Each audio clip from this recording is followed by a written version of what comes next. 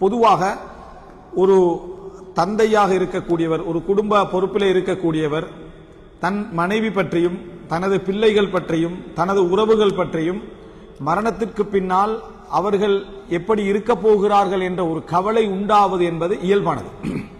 அது ஒரு இயல்பானது, இயற்கையானது, ஈமானுக்கு விரோதமானது அல்ல.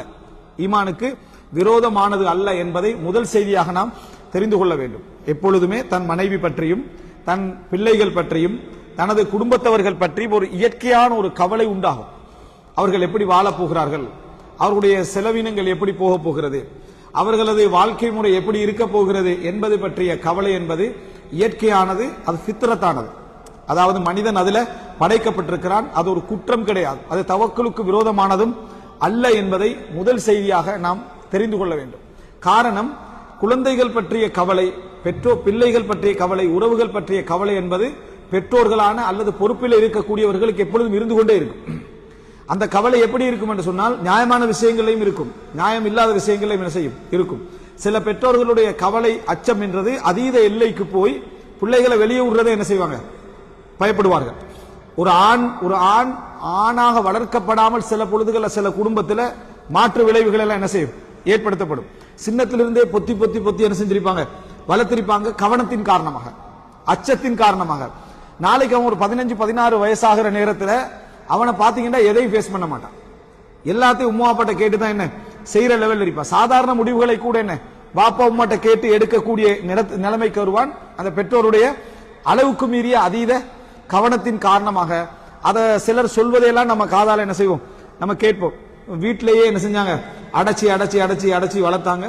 எந்த முடிவுகளும் அவன் இப்ப என்ன செய்யறான் இல்ல, எடுக்கிறான் இல்ல. எதையாக இருந்தாலும் சரி, வழிகாட்டலுக்கு தந்தை தாய் சார்ந்திருப்பதல்ல.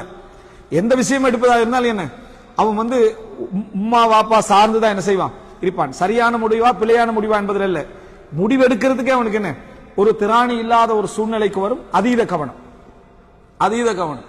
பெண் பிள்ளையை சுதந்திரமா வளர்க்க வேண்டும் என்று எந்த கவனம் எடுக்க மாட்டாங்க. நீ சுதந்திரமா செயல்படுன்னு சொல்லி நினைப்பாங்க. எந்த விஷயத்திலும் உம்மா வாப்பா சாராமலே புள்ள என்ன செய்யும், ஒரு பொம்பளை புள்ள முடிவெடுத்து தானா செயல்படுற அளவுக்கு, திருமணத்திலையும் தானா முடிவெடுக்கிற அளவுக்கு, கடைசியில பார்த்தா இந்த குடும்பத்துக்கும் அவருக்கும் சம்பந்தம் இல்லை என்ற இடத்துக்கு என்ன செஞ்சிருவாங்க, போயிருவாங்க. அப்ப கவனம் செலுத்துதல் என்பது ஒரு இயற்கையானது. அதுல மிதமிஞ்சி போற நேரத்தில் அது நமது குடும்ப வாழ்க்கையை என்ன செய்யும், அழிக்கும். சில பொழுதுகள்ல நமது குடும்ப வாழ்க்கையை அது என்ன செய்யும், தகர்க்கவும் செய்யும். இதை நம்ம புரிந்து கொள்ள வேண்டும்.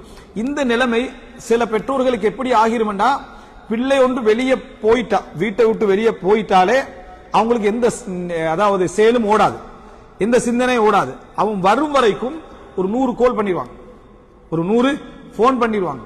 இதன் காரணமாகவே அவன் ஒரு எரிச்சல் படக்கூடிய நிலைமைக்கு மாறக்கூடிய சில பிள்ளைகள் என்ன செய்யறாங்க இருக்கிறாங்க. இவர்களுடைய பற்றுதான், இவர்களுடைய கவனம் தான். ஆனா அந்த பிள்ளைக்கு எவ்வளவு அதை செலுத்த வேண்டும் என்ற ஒரு புரிதல் அவர்கள்ட்ட என்ன இல்லை என்பதனால இந்த மாதிரி விஷயங்கள் நடக்கக்கூடியதெல்லாம் பார்க்கிறோம். எமது தலைப்பு வளர்க்கிற நேரத்தில் அவர்கள் மீது எவ்வளவு கவனம் செலுத்த வேண்டும் என்பதல்ல. இந்த அச்சம் ஒரு பெற்றோருக்கு, ஒரு தாய் தந்தைக்கு அவருடைய மரணத்துக்கு பின்னால் தொடர்ந்து இருக்கும். மரணத்துக்கு பின்னாலே, நான் மௌத்தாகிய பின்னால இவங்க எப்படி வாழ போறாங்களோ, உங்களுடைய செலவினங்கள் எப்படி இருக்குமோ, உங்களுடைய பொருளாதார நிலை எப்படி இருக்குமோ என்கின்ற அந்த அச்ச நிலை எல்லா மனிதர்களுக்கும் என்ன செய்யும், இருந்து கொண்டிருக்கும். இது இயற்கையானது. இந்த அச்சத்தை சரியான முறையில் என்ன செய்ய வேண்டும், நிர்வகித்தே ஆக வேண்டும். சரியான முறையில் நிர்வகிக்காத எல்லா அச்சமும் ஒரு மனிதனை அழித்துவிடும்.